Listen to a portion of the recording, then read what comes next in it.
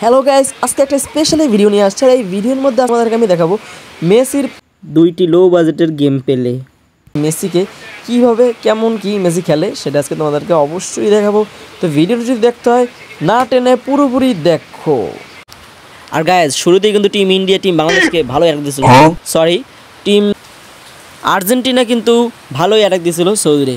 ইতিমধ্যে Lautaro Martinez বল নিয়ে দৌড় দিয়েছিল, বাট কোনোই কাজ হয় নাই। কিন্তু কিছুক্ষণ পর আমাদের মেসি একটা অ্যাসিস্ট পেয়ে যায়, আর মেসির সেই অ্যাসিস্ট থেকে গোল করছিল লাউতারো মার্টিনেজ। ও মার্টিনেজ, গোল গোল গোল! আর এই গোল দেওয়ার পরে এই গেমের মাগনা সেলিব্রেশনটি লাউতারো মার্টিনেজের সবাই দিছিল।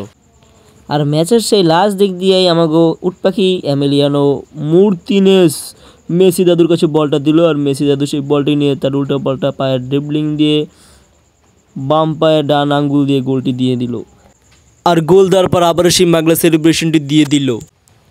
আর নাম্বার 2তে যেই গেম প্লেটি রয়েছে, এই গেমটির নাম হচ্ছে ফুটবল লিগ সকার 2025।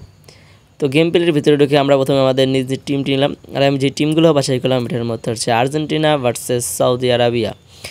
গেম প্লে ইতিমধ্যেই শুরু হয়ে গেছে। গেম প্লে করতে করতে আমরা ইতিমধ্যেই দেখতে পাচ্ছি গেমের ভিতরে মেসির নাম মেসা দেওয়া। আসলে দেখে তো অবাক, কি রে ওর নাম মেসা দেওয়া কা, মানে বুঝলাম না এই গেমের সব প্লেয়ারের নাম উল্টোপাল্টা কেন।